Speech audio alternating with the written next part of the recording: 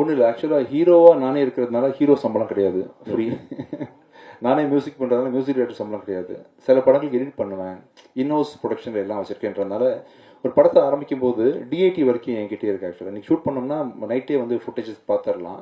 ஒரு படத்தை ஷூட் பண்ணுறதுக்கு வந்து உதாரணத்துக்கு ஜனவரி 1 ஷூட்டிங் போனீங்கன்னா நான் என் டைரக்டர்ஸ்ட்டை ஒரே ஒரு ரிக்வஸ்ட் மட்டும் தான் வைப்பேன், எப்போ எவ்வளோ நாள் வேணால் ஷூட் பண்ணுங்கன்னு சொல்லுவேன். வழக்கமாக வந்து என்னென்னா 50 டேஸில் முடிங்க, 55 டேஸில் முடிங்கன்னு கேட்பாங்க இல்லையா. நான் அதை பற்றி கேட்கவே மாட்டேன். நான் என்ன ஒரு கோரிக்கை வைப்பேன்னா, ஜனவரி 1 ஷூட்டிங் போனீங்கன்னா அதிகபட்சம் ஏப்ரல் 2 படத்தை முடிச்சிருங்க.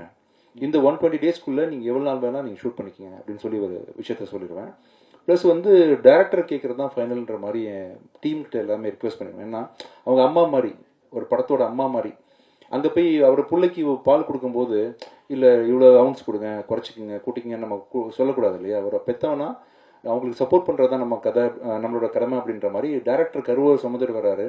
நம்ம ப்ரொடியூசர் நம்ம வேண்டியதெல்லாம் பண்ணி கொடுப்பான்ற ஒரு நம்பிக்கையோட வரும்போது அவங்க அந்த இடத்துல கிளாஷ் பண்ணாமல் அவங்களுக்கு முடிஞ்ச வரைக்கும் சப்போர்ட் பண்ணிட்டீங்கன்னா நடுவில் உள்ள மிஸ் அண்டர்ஸ்டாண்டிங்கு, டைம் டேக்கிங் அதெல்லாம் ஆகாதுன்றதுனால ஒரு 4 மாதம் ப்ரொடக்ஷன் அண்ட் ஒரு 3 மாதம் அதிகபட்சம் வந்து போஸ்ட் ப்ரொடக்ஷன் அப்படின்னு. இப்போ வட்டிக்கு போகிற பணம்லாம் கொஞ்சம் சேவ் ஆகும்.